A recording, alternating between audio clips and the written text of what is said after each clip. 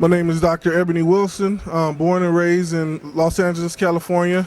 Now reside in Chicago, Illinois. Been a principal out in Chicago for roughly 5 years.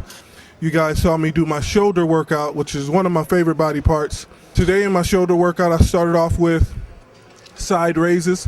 I normally do 6 exercises per body part. It's just something I've always been accustomed to doing. The reason why I did my training this way as far as with shoulders is I wanted to start off with my side delts. My side delts are here.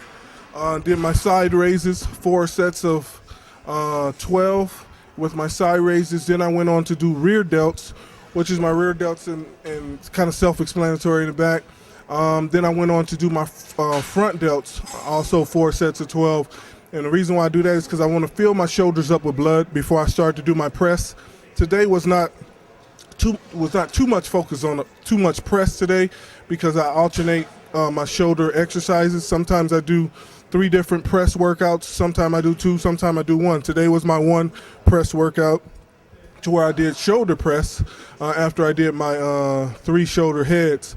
Then after that, I went to upright row. From my upright row, I went on to do another rear delt. And so I think that summed my 6 different exercises. So we had side, rear, front, press, upright row, and then rear delts again. And shoulder workouts are typically the easiest one for me. Shoulders are something I kind of been blessed with all my life. I've always been a rather big guy. I'm not one of those guys who, if you saw me 15 years ago, you would have said I was small. No, you would have thought I've been lifting weights since I was 2 years old.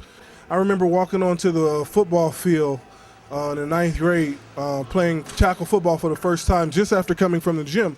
And my coach thought I was somebody's father coming to beat him up because I had just came out of the gym and I was all sweaty, but I was bigger than my coaches. I mean, I graduated high school 250 pounds shredded and played football at 280 pounds. And so I'm really, after Washington State, I'm only about 20 pounds heavier than I was when I graduated when I was 21 years old. I went to college straight through Washington State. I played football there.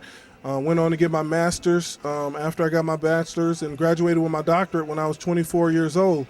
And so education has been a fundamental cornerstone of my life. It's what created me to be who I am. Education is what set me free from the society that I was born in order for me to assist and help kids who went through the same struggle that I went through. And my kids at my school, they look at me and they see Big Dr. Wilson. I've always told them, despite my physical appearance, that can be taken away from me at any point.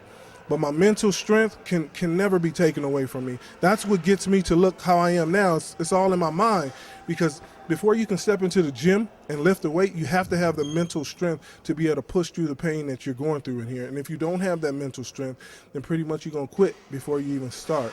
I have a book that's coming out in April. It's called Reflections of a Self-Fulfilling Prophecy. And in that book, it's geared towards urban youth. Although the urban youth are going through the situation that they're going through, the poverty, the drugs, the gangs, the violence, the murder, although they're going through that, they can utilize those adversities, those obstacles in their life to strengthen them. I went through that. I've seen close friends of mine murdered. I've witnessed my mother and my father on drugs. I've witnessed poverty. I used to sleep in parks when I was 12 years old. I begged for money ever since I was 5, 6, all the way up until I was 12, until I was able to get a job. I mean, I've dealt with the struggles and adversity growing up here in South Central Los Angeles. And the only thing that kind of got me through this was my mental ability to take that negative energy and turn it into something positive. And through bodybuilding, I think he made me this size so I can initially grab the attention of the kids, because when they first see me, it's almost like oh, who the heck is this big guy?